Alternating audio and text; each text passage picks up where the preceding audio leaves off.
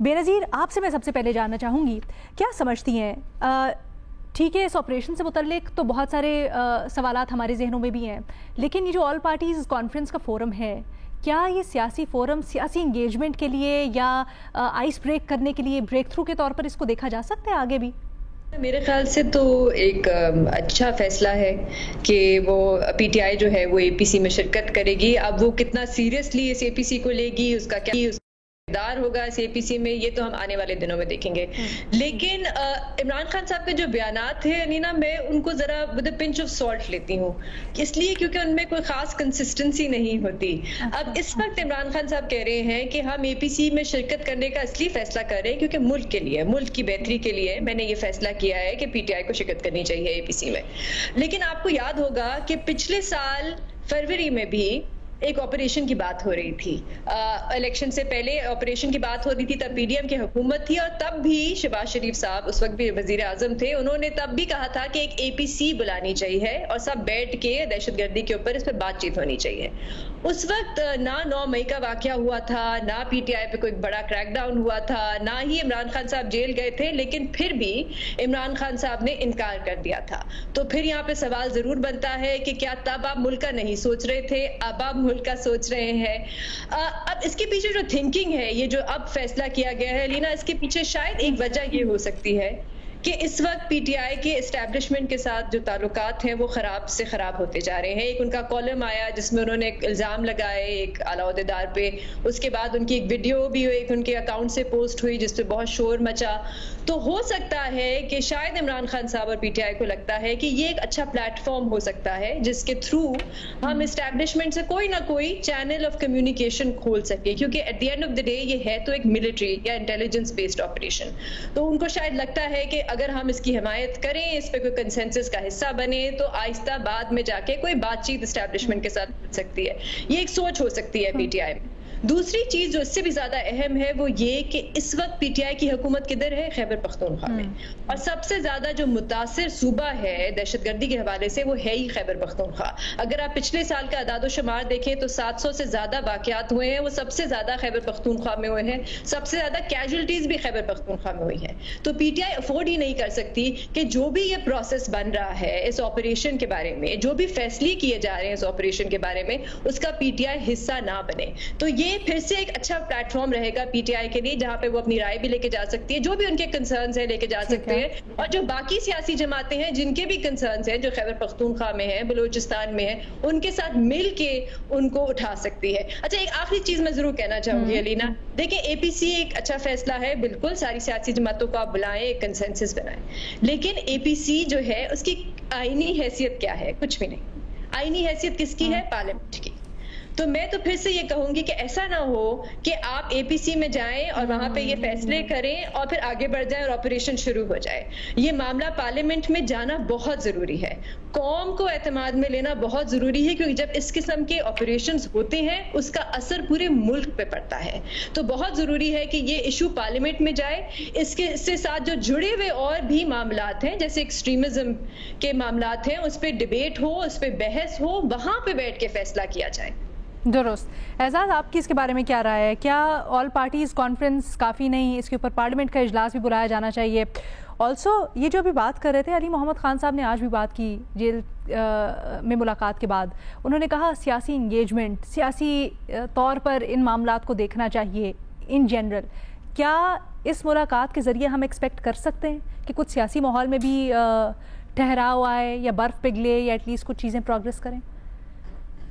अलीना, देखिए बातचीत वो बुनियादी कुंजी है जो तमाम ताले खोल देती है, और अगर ताले खोले भी ना तो कम से कम इस बात की उम्मीद ज़रूर होती है कि ताला शायद आज नहीं तो कल खुल ज़रूर जाएगा। लेकिन देखना ये होता है कि किस तरीक़ाकार से बातचीत का आगाज़ किया गया है। हुकूमत ने कहा है कि वो ऑपरेशन अज़्म इस्तेहकाम के हवाले से बाकी सियासी जमातों से राब्ते में है, लेकिन मेरा ख्याल है कि कहते हैं ना कि वो बहुत देर कर दी मेहरबान आते आते। ये काम उस वक्त होना चाहिए था जब ये आइडिया फ्लोट किया गया था कि हम खैबर पख्तूनख्वा में और पार्ट्स ऑफ बलूचिस्तान में ऑपरेशन करेंगे। लेकिन उससे पहले आपको पता है कि ये बात सामने आई कि ऑपरेशन होगा, और आप ज़रा उंगलियों पे गिन लीजिए, तकरीबन 7 या 6 सियासी जमातें हैं جنہوں نے یہ جب خبر آئی آپریشن کی کہ ہم آپریشن کریں گے عسکریت پسندوں کے خلاف، تو 7 جماعتوں نے اس کی مخالفت 6 جماعتوں نے اس کی مخالفت کر دی. آپ ANP کی بات کریں تو وہ اس کے مخالف، JUIF کی بات کریں تو وہ اس کے مخالف، آپ جماعت اسلامی کی بات کریں تو وہ اس کے خلاف، آپ PTI کی بات کریں تو وہ اس کے خلاف، پھر محسن داوڑ کی جماعت وہ اس کے خلاف، منظور پشتین کی پشتون تحفظ موومنٹ وہ اس کے خلاف، اور پھر 7ویں اور سب سے اہم اس صوبے کی جو اپنی حکومت ہے جسے PTI کی حکومت کہتے ہیں وہ اس کے خلاف. ان سب جماعتوں نے وہاں پر بیان دیے ہیں اس آپریشن کے خلاف. تو پہلی بات تو یہ کہ بڑی تاخیر ہو گئی. اس تاخیر کی ذمہ داری ظاہر حکومت کے اوپر عائد ہوتی ہے. کاش ہمارے جو وزیر اعظم ہے شہباز شریف صاحب، ان کو اس بات کا احساس ہوتا.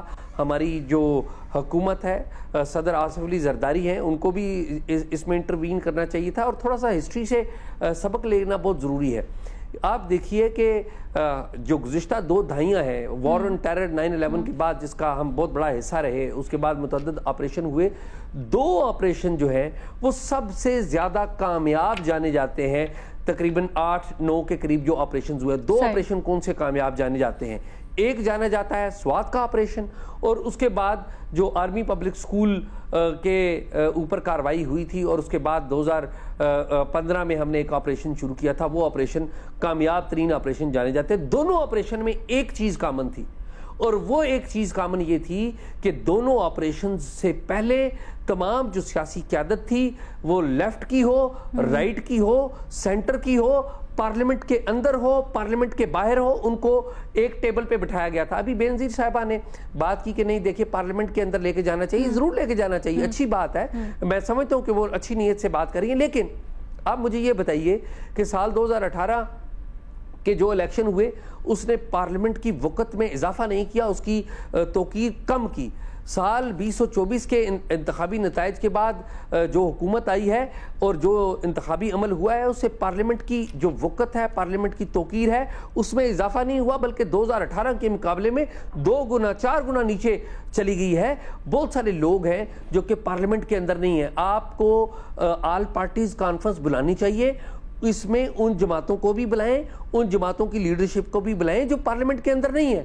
مثال کے طور پہ محسن داوڑ تو پارلیمنٹ کے اندر نہیں ہے، منظور پشتین تو پارلیمنٹ کے اندر نہیں ہے، PTI جو ہے وہ تو سنی اتحاد ہے، پارلیمنٹ کے اندر آپ جاتے ہیں تو بات کرتے ہیں تو. JUIF اس طریقے سے مؤثر انداز میں نہیں ہے.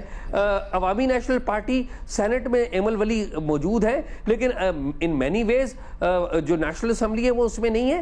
تو یہ آپ کو ایسی آل پارٹیز کانفرنس کروانی ہوگی جس میں تمام جو طبقے ہیں وہ واقع، اور سول سوسائٹی تو پارلیمنٹ کا حصہ نہیں ہے، ان کو بلانا ہوگا. آپ کو جو پرامننٹ وہاں کے جو چہرے ہیں ان کو بلانا ہوگا. تو میرا یہ خیال ہے گورنمنٹ نے بہت دیر کر دیا. اور میں آپ کو اگلی خبر بھی دے دوں کہ یہ آپریشن کے اوپر تو بات کر رہے ہیں نا کہ جی یہ ہم آل پارٹیز کانفرنس بلائیں گے، اور لیٹ کر دیا انہوں نے.